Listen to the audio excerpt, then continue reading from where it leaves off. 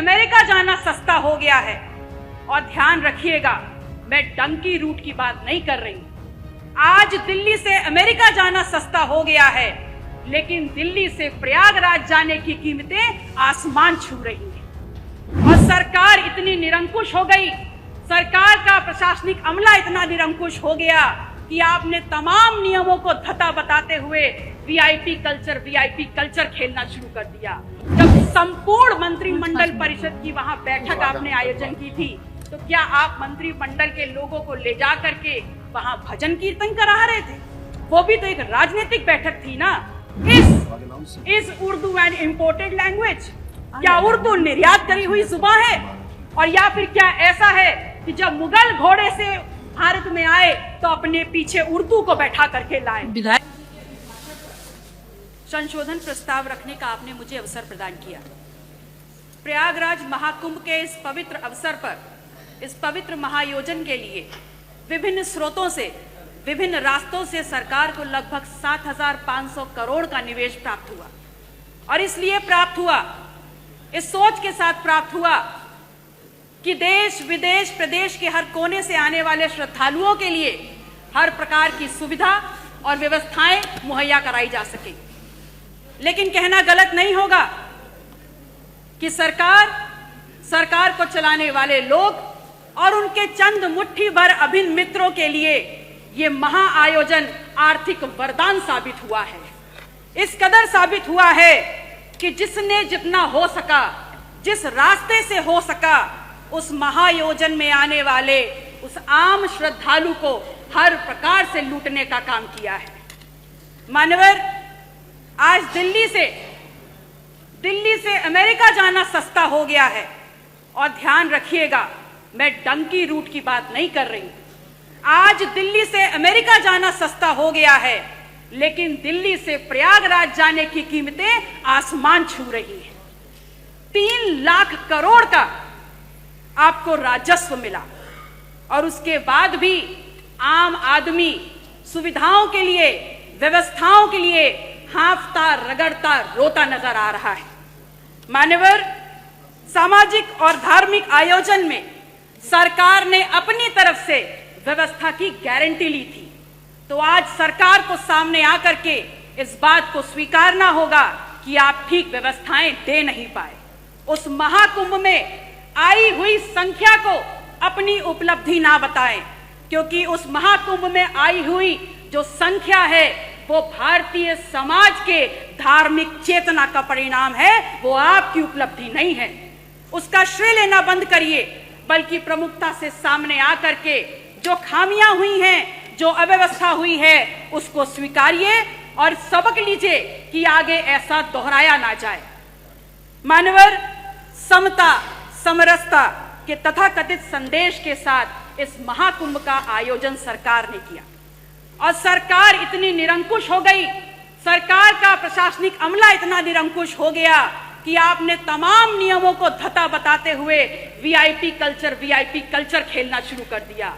और इस कदर उसको आगे बढ़ा दिया कि वहां पर वर्गीय विभेद के कारण अव्यवस्था और वहां पर भगदड़ की भेंट चढ़ गया। आम जन की आस्था, आम जन की भावनाएं के साथ जो खिलवाड़ हुआ है, वो महज निंदनीय मात्र नहीं है, बल्कि एक पाप है। और वो पाप इस कदर है कि किसी भी प्रकार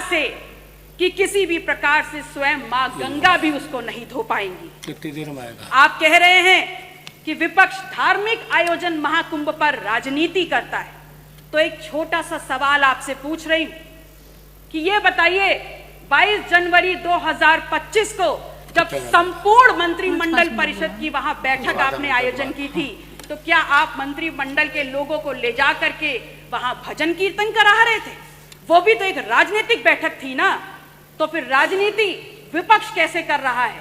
असल में राजनीति कंप्लीट 100% शुद्ध राजनीति तो आप कर रहे हैं, और उसमें भी इस कदर राजनीति कि आपने वहां पर भी, उस पवित्र स्थल पर भी पिछड़ों को पीछे ही छोड़ दिया। आपका नारा है सबका साथ, सबका विश्वास, सबका विकास। तो अगर बात विकास की है, अगर बात विश्वास की है, तो फिर ये बताइए कहां है विकास? कहां है सबका साथ और कहां है विश्वास? सच्चाई यह है कि तथाकथित सरपट दौड़ती विकास की इस ट्रेन को पकड़ने के चक्कर में बहुत सा सामान प्लेटफॉर्म पर पीछे छूट गया, और जो छूट गया उसमें है इस प्रदेश की आधी आबादी की सुरक्षा। जो प्लेटफॉर्म पर छूट गया वो है नौजवानों की नौकरी का सपना, और जो पीछे छूट गया उसमें है शब्दों की मर्यादा और हमारा अदब। शायद इसीलिए उस दिन सदन में जब विपक्ष के द्वारा विधानसभा की कार्रवाई में उर्दू को सम्मिलित करने की बात की गई तो यहाँ पर अशोभनीय और असंसदीय भाषा का प्रयोग किया गया। तो एक सवाल सीधे सीधे माननीय अधिष्ठाता महोदय, आपके मार्फत आपका संरक्षण लेते हुए मैं नेता सदन से पूछती हूँ, is Urdu an imported language? क्या उर्दू निर्यात करी हुई जुबान है? और या फिर क्या ऐसा है कि जब मुगल घोड़े से भारत में आए तो अपने पीछे उर्दू को बैठा करके लाए? विधायक जी, 5 मिनट हो गया। धन्यवाद। माननीय अध्यक्ष जी, 1 मिनट और। माननीय अध्यक्ष जी, मैं सिर्फ इतना कहना चाहती हूँ कि महामहिम राज्यपाल ने हालांकि थोड़ा ही भाषण पढ़ा, पर मैंने देखा हर छोर पर भारत प्रथम स्तर पर है। बड़ी प्रसन्नता हुई, और अगले ही पल ये भी समझ में आ गया कि माननीय राज्यपाल महोदय की क्या गलती है, वो तो बहुत दूर से आई हैं। असल में उनको जो झूठा सच्चा लिख के दे दिया गया उन्होंने पढ़ने का काम किया। अगर सच्चाई समझना चाहते हैं तो समझ लीजिए कि एनसीडब्ल्यू के 2024 के आंकड़ों में उत्तर प्रदेश यदि फर्स्ट है तो महिला के ऊपर और अपराधों में फर्स्ट है। अगर फर्स्ट है तो बाल यौन शोषण के मामलों में फर्स्ट है। कल प्रदेश के मुखिया जब सदन में बात कर रहे थे तो कुंभ में हुई दुर्घटना पर षड्यंत्र की उन्होंने एक तरफ इशारा किया। उन्होंने बताया कि खिलाफ साजिश हो रही है उनकी सरकार के और उनके खिलाफ। तो ये सवाल सिर्फ उनका नहीं है, पूरे विधायक जी धन्यवाद। मैम 30 सेकंड खत्म हो रहा है। लास्ट माथे पर कलंक लगा है। यह सिर्फ सरकार को बदनाम करने का शिकंजा नहीं है, अपितु ये समूचे उत्तर प्रदेश, पूरे सदन, चाहे पक्ष के लोग हो चाहे विपक्ष के लोग हो, ये पूरे उत्तर प्रदेश की गरिमा पर प्रहार है। कुंभ ना सरकार का आयोजन है ना भारतीय जनता पार्टी का आयोजन। ये कुंभ भारत की सांस्कृतिक विरासत है, भारतीय समाज के विभिन्न आध्यात्मिक विचारों का आयोजन है, और उत्तर प्रदेश सदैव इस आयोजन की आने वाले श्रद्धालुओं की मेजबानी करता रहा है। और अंत में मैं सरकार से मांग करती हूँ कि जो लोग भी षड्यंत्र में शामिल हैं उनके नाम सामने लाए जाएं, उनको कठोरतम सजा दी जाए। माननीय अधिष्ठाता महोदय, समय की बाध्यता है, मैं आपसे निवेदन करूंगी कि अपने क्षेत्र सिराथू से संबंधित जितने भी प्रस्ताव हैं मैं टेबल कर रही हूं, कृपया उनको मेरे वक्तव्य के साथ जोड़ने का कष्ट करें। नमो बुद्धाय, जय संविधान।